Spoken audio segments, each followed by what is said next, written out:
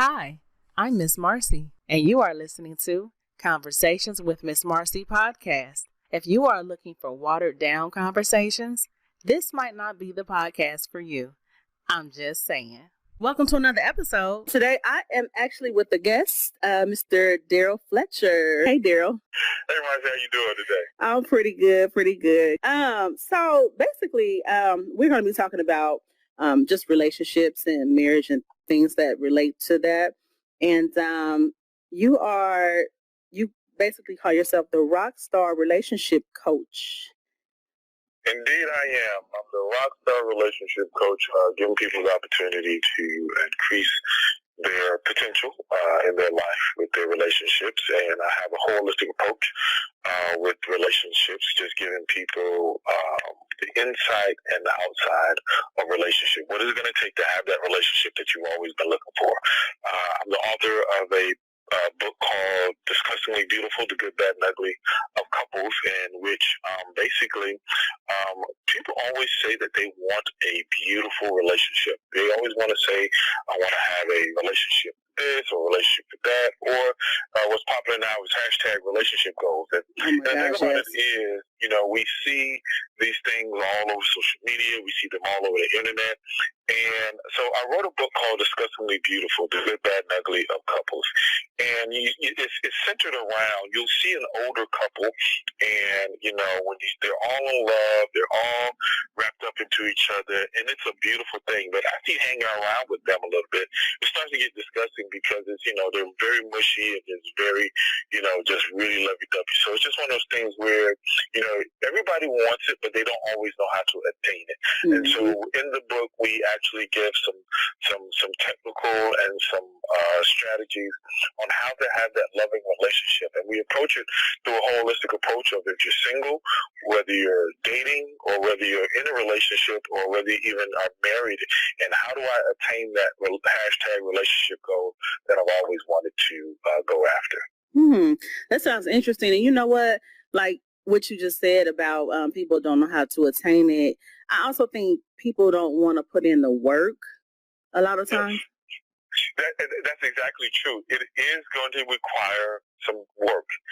There's a chapter in my book where I talk about that relationships are not a fantasy, because you see, when we're conditioned to think that think about a fairy tale that you think of. Let's say Snow White and the Seven Dwarfs, or maybe Cinderella.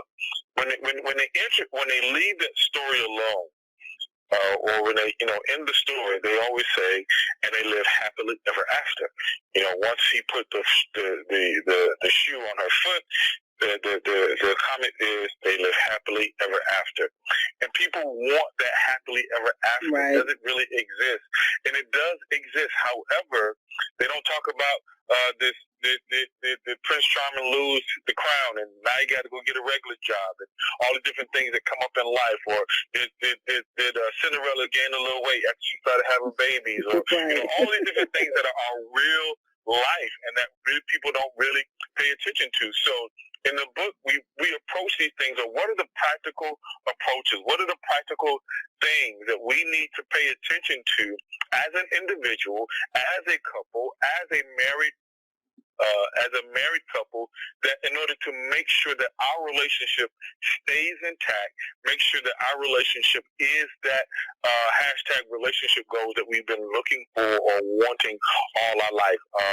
Quick side note, I had a young lady read my book not too long ago, maybe about early on in this year, and she said, man, I've been reading so many relationship books, and I wanted, I read yours. I was, a guest on her radio show, and she said, I read yours, and then I just saw this past Christmas she got engaged. Wow. We've had a number of people. A young lady, I went on a trip as a relationship coach. I took a group of people to Haiti, and we talk a lot about the self-denial, being more focused on other people's needs versus your needs, because in order to make a relationship work, that's a lot of times what it does. And so this particular young lady, she went on this trip back in 2017. She just got married back in June. And so we had some great success stories of where people have had an opportunity to take what they learned from the book, begin to implement into their life, and really begin to make progress if they're single, if they're married, if they're dating, to just really get an opportunity to say, you know what, I've been doing this a little bit wrong. I need to make some adjustments. The first chapter of the book is called "You're the Plan I Never Thought of." And the reason why we named that chapter that is because typically people have a list. They have a wish list. When they're single, they say, you know, I want them to be this tall.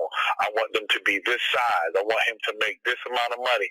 I want him to do. They have all these different preconceived ideas about what they want to do when they're going into a relationship.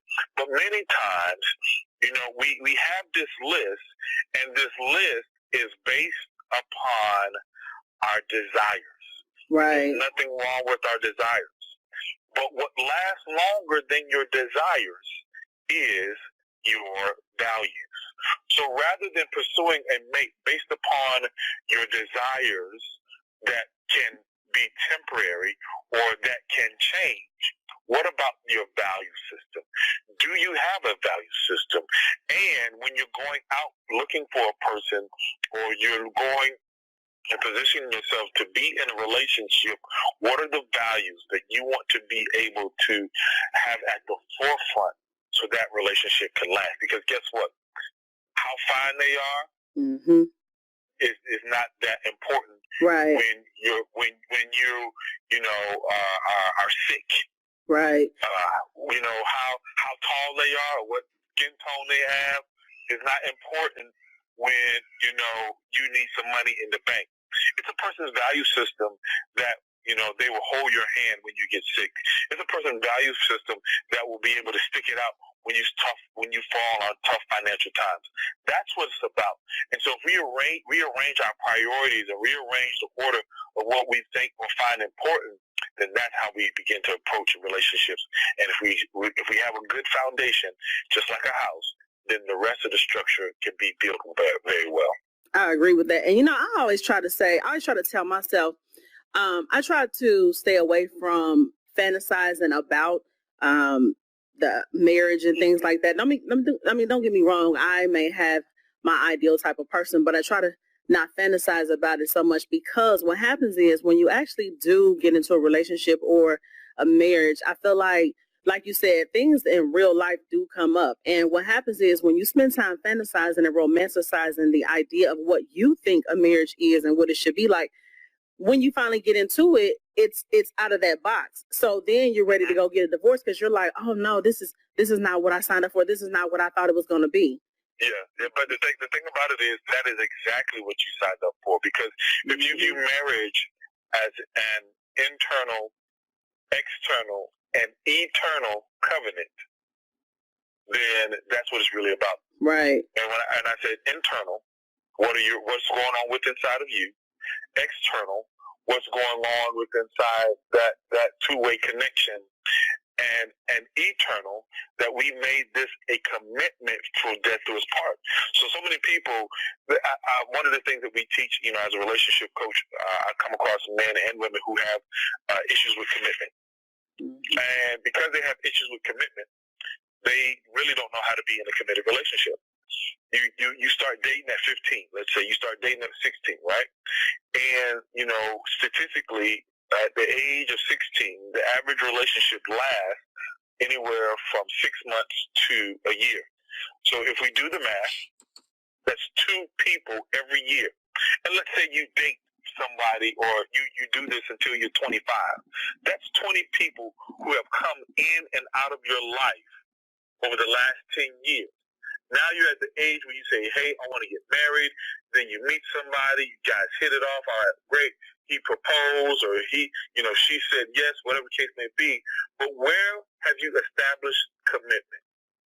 Where have you had an extended time to be committed to just one person and have an opportunity to be in that relationship where it was fruitful? You don't have a track record. And so one of the things that we teach and we talk about is you cannot perform what you have not practiced.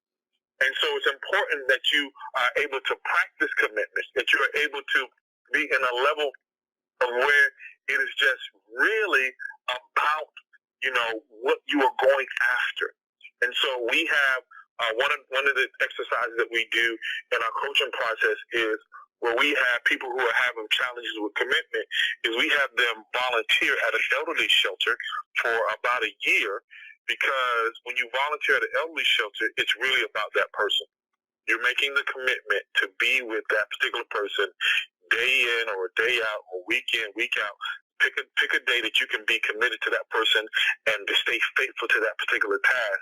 Because a lot of times in a relationship, we have our ups and we have our downs, and then as soon as we have our downs, our commitment goes right out the door. That's right. That's right. That's why I was saying that I try not to fantasize about it, because when you fantasize about it, your fantasy is your fantasy. So you're going to put into it what you think it should be. And that's not reality. Exactly. So what are the most common issues in relationships today? The most common issue that we see in relationships is the inability to communicate. Communication is what we consider the oil. The same thing that oil is to a car, communication is to a relationship. When you put your oil in your car, many times what happens is it allows the engine to run smoothly. Now, you may have an issue with the tire, but your engine will still work. You may have an issue, you may have some body damage, but your engine will still work. And so many times, within a relationship, one of the biggest challenges that we see is that people really don't know how to communicate. There's a couple that I've been working with for the last couple of months, and they've been together for about 2 years, and some things have come up in a relationship. No, actually, I'm sorry, they've been getting together for a little bit more than 2 years. They've been together maybe like 3 or 4 years, and some issues came up in a relationship that they had not talked about. And so my question to you guys was, well, what have you guys been doing for the last 4 years? You haven't been talking. You've been talking superficially. You've been going out. You've been watching movies. You've been eating. But we haven't gotten an opportunity to really connect and communicate from that place where we can now establish a great foundation. So one of the major key problems that we see in most relationships is the inability to communicate. And then I would also piggyback off of something that you said is one of the other issues that we see is many times people just fantasize the realization of a relationship. They have so much fantasy going on that when reality hits them, they do not know how to respond. Right. And here's the thing. They have not communicated that fantasy. No one has talked about what it looks like to them to say, well, I didn't know that you wanted 4 kids, or I didn't know you had situations from 2 years ago that now are affecting our relationship. So because of the fantasy was there, now people and reality hits them. They are at this place where they don't know how to deal. And then the last thing that I would say that is really facing a lot of couples is unrealistic expectations. Mm-hmm. Right. When we have these unrealistic expectations, we're putting people. I was just reading a story actually today where this young lady, she got scammed out of $50,000 from this guy, and they were dating for 2 years. Come to find out, he was a con artist. He got another woman on the other side of town. All these different other things. And the reason why she got scammed was she was falling in love with the idea of who she thought he was rather than the reality of who he actually was. Wow. So she didn't. One of the things that we teach in my book is how to ask the right questions when you're dealing with someone, how to ask open-ended questions that create dialogue rather than just saying yes or no questions, that it puts us in a position of, oh, he likes everything I like. Does he really? Or did you just position him in your mind to think that that's what it really was? Right. So you have to be able to learn how to ask those open-ended questions that will get you the information that you're looking for and also put you in a position to learn more about this particular person. And if I can be quite honest too, a lot of times we rush physical part of the relationship too quickly. We get intimate with people and really don't know anything about them. Mm-hmm. Oh, she was fine. She looked good in them jeans. Or, girl, he had a six-pack, and I love a man with a six-pack. And next thing you know, you sleeping with somebody. But at the end of the day, you don't really know this guy. You don't really know this person. But you have allowed your emotions to make decisions that your body was not ready for. Or your body was ready for it, but now mentally you don't even know what you've gotten yourself into. Yeah. So there's no need to rush the physical. Sex is not going anywhere. It's not going anywhere. But in actuality, when there is a deeper connection between two people that are in covenant with one another, it's a better intimate experience rather than just trying to, I thought he was the one. What made him the one? Nothing made him the one. He said a couple of jokes. He bought you some drinks. You had a good night. Y'all, and now you back at his place. Slow that process down. Like I said, it's not going anywhere. And if you want to, have anything worth of a relationship, make that to be the last component on your list as far as your relationship is concerned. Right. Now, but when it comes to the physical aspect, this day and age, it seems like it's a little bit different because I actually know a few people who said that they did wait to have sex with a person and it still turned out to be not a good situation. Like they still just didn't work out. Yeah, but see, the thing about it is, yes, you're waiting not to have sex. But it goes right back to my first challenge. Mm-hmm. What are you talking about? What are you communicating? Right. And then, and if I can add a fourth issue that we commonly see when in my coaching practice is unresolved childhood issues. Oh, yeah. I see a lot of people with that. Yeah, it's a major issue where now you're blaming everything that has happened to you through your childhood. You're putting all that particular pressure on that person, and so therefore, and they didn't even know you had those issues. Right. But now they have arisen, and now we don't even know how to handle it. But if we know how to communicate, then we can work through those issues. Now, do you think that the older that people get, the harder relationships are? Yes, the more challenging relationships become because people are less apt to change. Right, and I think not to cut you off, but I think too that one of the reasons why it does seem more challenging as we get older is because, like you said, people have things that start to arise in them that maybe when they were younger they didn't really think about or really didn't bother them, but now that they're older, they're dealing with baggage from childhood, or they're dealing with baggage from a previous relationship. People have been married and divorced at this point in life. People have even lost children and things like that. So people have gone through a lot. So I think that it makes it harder to try to establish something with someone at this point, at an older age. It doesn't have to be, though. If a person, we have to learn how to use our words rather than using our actions. And let me tell you what I mean by that. Okay. It's important that, when you're dealing with issues, important case, you take a gentleman that, went through a bad breakup. One of the first things that he's going to do is he's going to go try to get another woman and sleep with that particular woman, rather than addressing the hurt that he's actually facing. So all he's doing is putting more junk on top of more junk on top of more junk on top of more junk. He's creating an even bigger issue that's going to come down the line and later end up hurting them even more.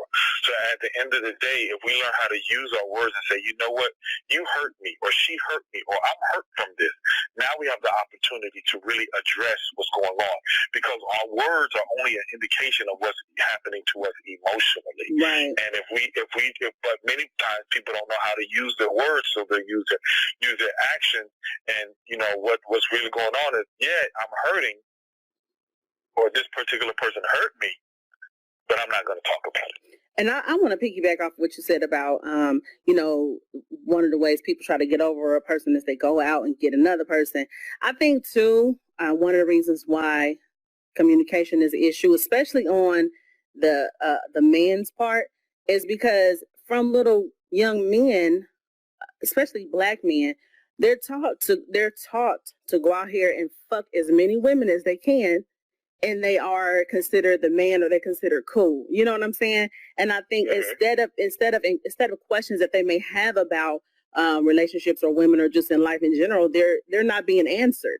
They're being taught to go out here and smash. Yeah, it was very Jay-Z talked about it in his 444 album, where what have we been conditioned to think is manhood is not really manhood, and so we have been conditioned to conquest and go after this woman, or smash this woman and all this other type of stuff, when that's really what it's not all about. And so if you're miseducated, then everything that you thought was right is actually wrong.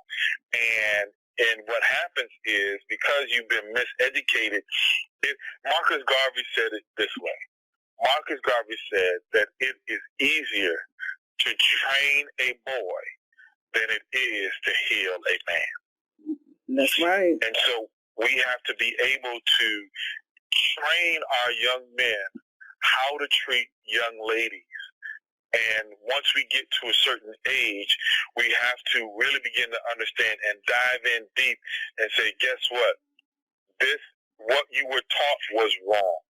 It is so hard to unlearn useless information. Mm-hmm. And so in that regard, people would rather believe believe a lie than learn the truth.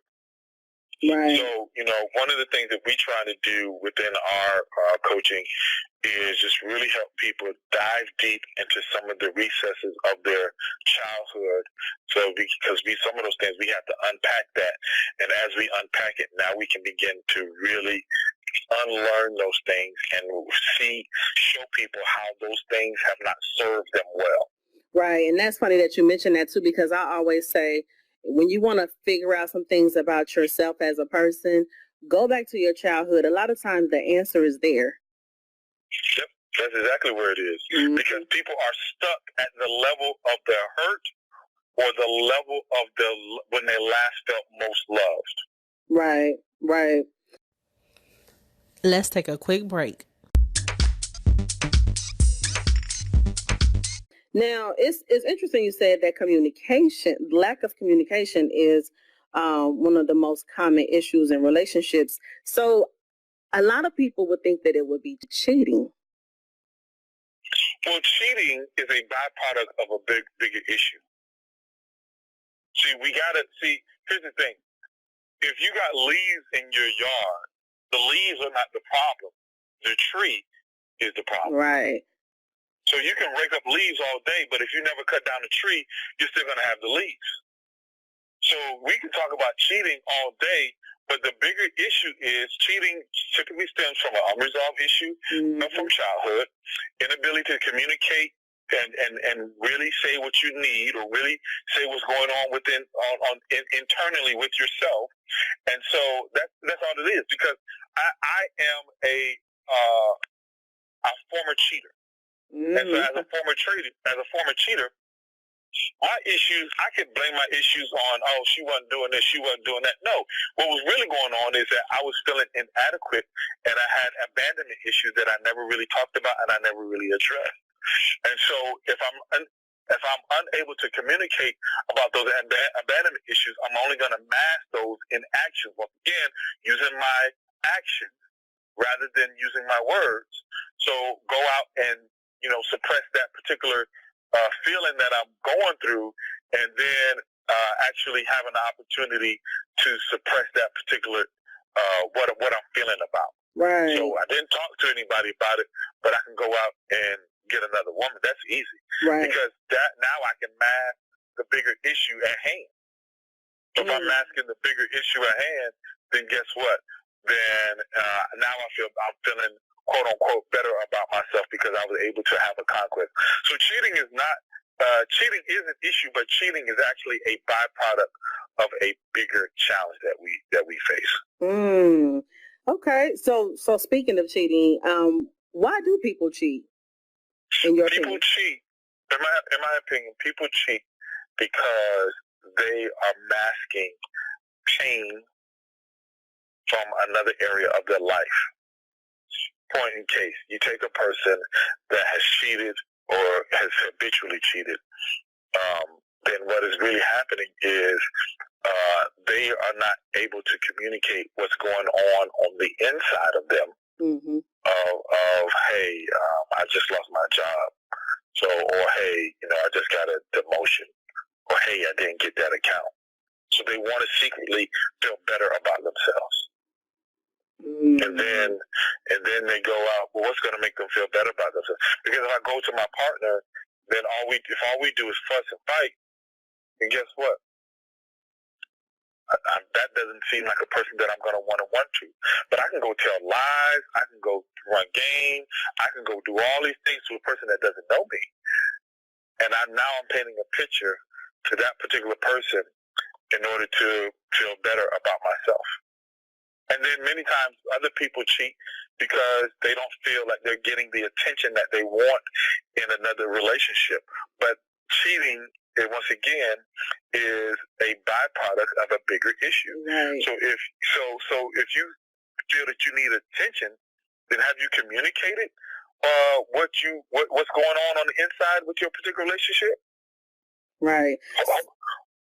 So that's like I said, cheating is like having leaves and saying, well, these leaves keep on falling. But you never cut down a tree. So you don't think that like stuff like social media plays a big part in it? No. And the reason why is because social media is an inanimate vehicle. What it does, all social media does is expose more of who a person is internally. So if you are a cheater without social media, then guess what? Social media is just going to give you an opportunity to be a big cheater. Right. It gives you the platform. Because I'm going to tell you, I've seen guys where they just got engaged. Like this one guy I saw, he just got engaged to his girlfriend or whatever, just got engaged. And he was like in my inbox, maybe like 2 weeks later. I mean, stuff like that goes on and it's crazy. It's not, it has nothing to do with social media. Social media just provided them an atmosphere. And the thing about it is, because social media is on everybody's phone, on everybody's computer, it's easier. Mm-hmm. That's all it is. If it wasn't social, people have been cheating before social media. Right. So if it wasn't social media, he would have found another way to, have inappropriate conversations or or seek out some form of attention. So it has nothing to do with social media. It has to do with the intent of a person's heart. Okay. Now, speaking of, I'm kind of going back to the communication piece a little bit here. Sure. And are you familiar with the term ghosting? Where people fade to black and don't talk to each other. Right. After things seemingly are going good or whatever, you don't have to have a fallout or nothing, but you just boom, disappearing. Yeah. So why do you think that's become so common? Because once again, I don't want to talk about what's really going on. I don't want to communicate what's really going on with me, so it's easier just to fade to black. And once again, you were talking to an individual that used to do those same types of things. I used to go swimming. I used to call it the Homer Simpson, where I would fade in the bushes and you wouldn't hear from me, because I really didn't want to have the conversation of, I don't like you. It's easier for me to fade to black than say, to just say, you just not my type. It's easier to ghost somebody rather than saying, you just ain't my type, boo. I'm sorry, it ain't gonna work. Now, I was very precautious of who I entertain with myself physically. My cheating was not the cheating of the conquest of wanting to sleep with someone, because I viewed sex and I view sex as important and intimate. But I would entertain women that I had no business entertaining. Right. So I was cheating in the aspect of entertaining and occupying a person's mind, occupying, their heart, getting their emotions all into me. But it was really, for me, it was more of a game rather than, wanting to sleep with somebody, because my goal was not to sleep with you. My goal was to make you fall in love with me. So your goal was to get them emotionally. Yeah, because if I made you fall in love with me, then if I ever needed something from you, it was never about me having sex with you. It was about what I needed from you. Oh, wow. Ooh. So you was a dog. I guess you can call it that. But I didn't consider myself a dog because I wasn't trying to have sex with the women. Right, it was just and I'm not saying, that I went around manipulating women or stealing from women or things like that. It was a situation of, I've been stranded somewhere. Let's say my car broke down. I would call 5 dudes. It's 2 o'clock in the morning. It's 5 dudes that, hey man, I'm stranded, or hey, they don't answer their phone. Meanwhile, I call maybe 2 women, and one is putting their clothes on, and one of them is on the way. Right. Because I know that they care for me. Right. Right. And I think emotional cheating is actually the worst form of cheating. It is. It is, because, if we just have sex, then, all right, we did the deed, and people can go about their business. But emotional cheating is much worse, because once again, you get the person all wrapped up into you, and then there's nothing at the end. Right. Now, when it comes to ghosting, I will say that I think that it depends on how long you and a person have been in contact, to where I would say that it's okay. So, for instance, let's say if you and I went on a date. Let's say we went on a date tomorrow, and it's our first date. And after that date, you decide, or I decide, I'm not feeling him, or you decide I'm not feeling her. And you decide to stop taking my calls, or I decide to stop taking your calls, or whatever, and just stop communicating. I think that's okay. Because we have not established a rapport at this point, not really. But I feel like when you get to a point of being in contact with a person for a month or so, because, after 21 days, it becomes a habit anyway. So after we have been talking and texting, or maybe spending time together physically, or let's say we had sex, maybe we didn't have sex, but we've been in contact with each other for a month or longer, I feel like at that point, ghosting it should not be acceptable. I feel like at that point, that's when 2 people should have a conversation if they decide that this is not going anywhere, because at that point, you have established a rapport with a person, and I just don't think it's cool to just fall off. I would agree with you, and the thing about it is, it depends on what each person deems as valuable. Right. And what I mean by that is, because you're talking 21 days, and just because we've known each other for 21 days does not mean that we have maybe even spent valuable time. So maybe 21 days is valuable to you, but out of those 21 days, we've actually only seen each other 7. Okay, yeah, that's a good point. So it doesn't always. That's why I tell people to be careful of putting timetables on things, because, when we've been talking for 7 days, we've been talking for 6 months, but within those 6 months, you probably only seen each other 7 or 8 times. Yeah, so it's all about your level of involvement. So what has been the level of emotional investment? And many times, unfortunately, women will get themselves involved emotionally with a person, mentally, way before it's actually taking place in a man's mind. Because what's happening is, she is envisioning. How old are you? I'm 39. At 39 years old, did you play with Barbies? When I was a kid, yes. Okay. When you were a kid, you played with Barbies. Did you play house and have a tea set and all that type of stuff? Yes. Okay. So you're of the age and the generation where, you know, those things for women were important.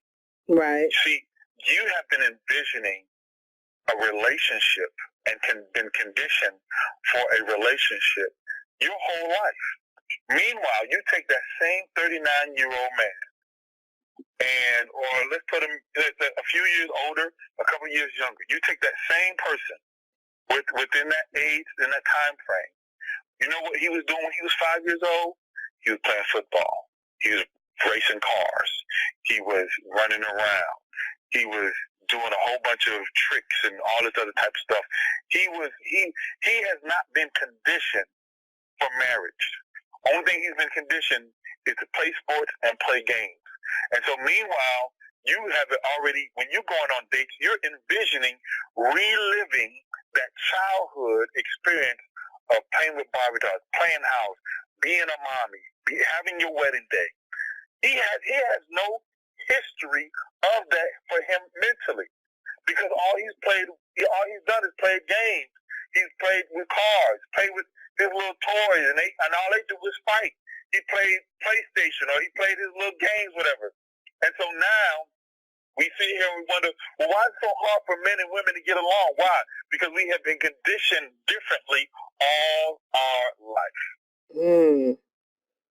And because we've been conditioned differently, our desires are different.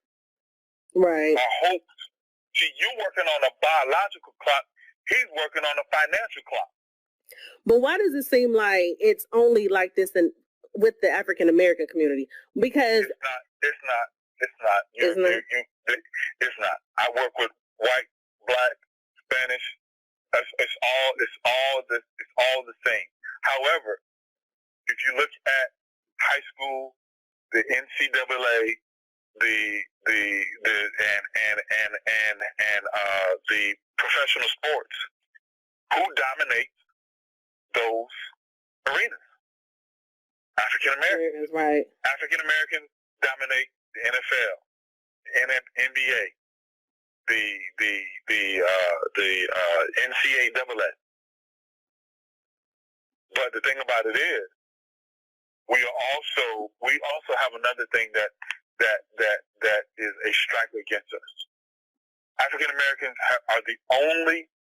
I am 2 generations away from slavery. I'm 42 years old. My grandfather, his father, was a slave. That means that the effects of slavery is still there. Is still there. Mm-hmm. And so what do I mean? Black men were bred to have sex with as many women as they possibly could, yep, in order to have more slaves. They weren't taught commitment. They weren't taught love. They were taught have sex with this one, have sex with this one, have sex with this one. Why? Because they wanted more slaves. So there are things within our DNA. There are things within our mental capacity that if my grandfather was not a upstanding man, that I could have possibly been passed down to and gotten some of those things.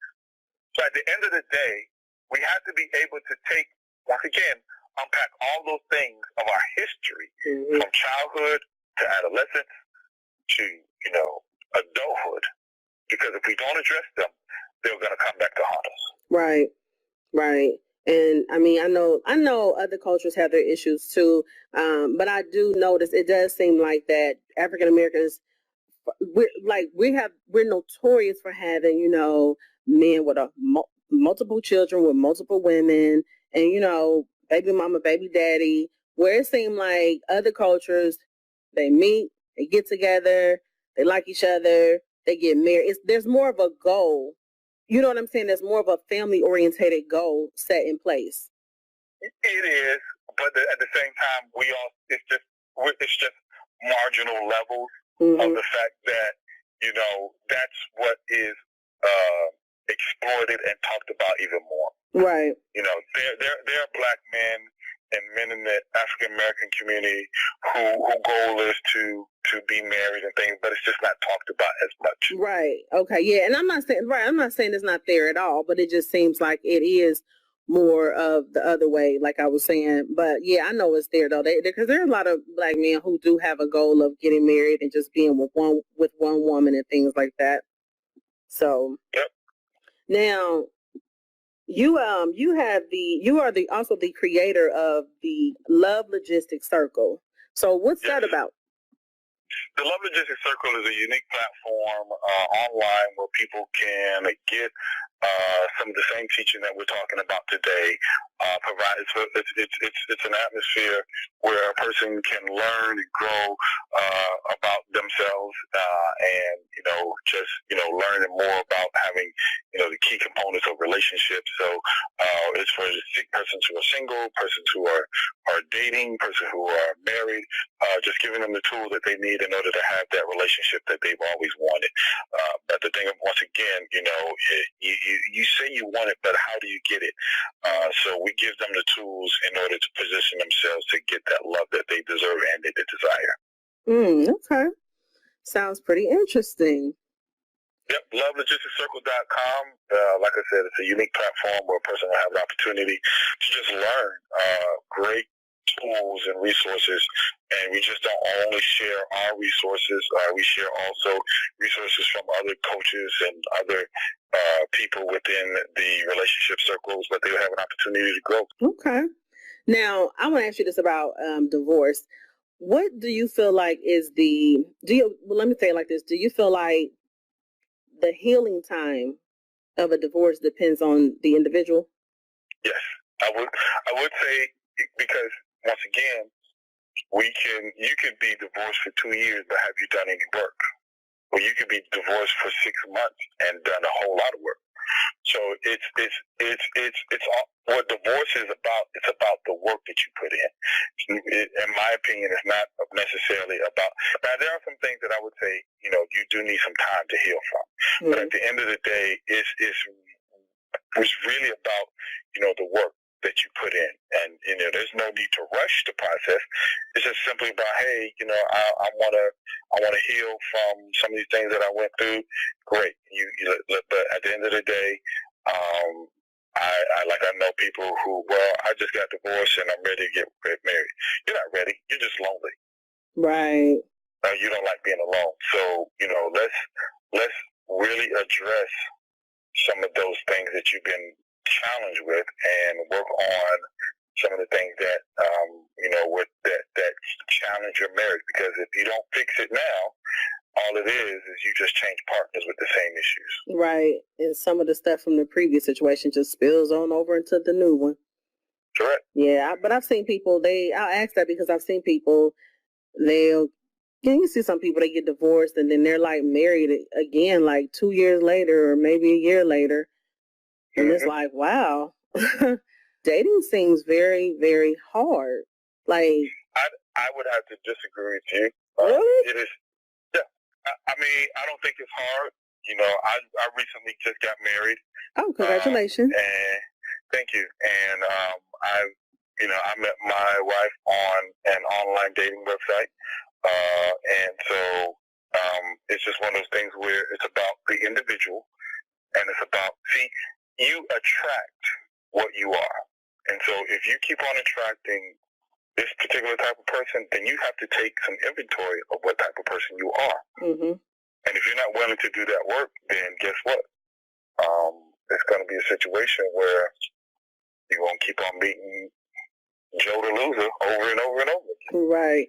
And I guess I say it's hard because I know a lot of women who are single, and I know a lot of times, one of the biggest complaints is, men, they don't date anymore. They don't want to take you out anymore. They want to just Netflix and chill. They want to, they want to see how fast they can get in your pants, and the whole ghosting situation. Like, so much of that is going on, like all of those things. And it just seems like it just makes it very hard. And I think the main thing is lack of communication.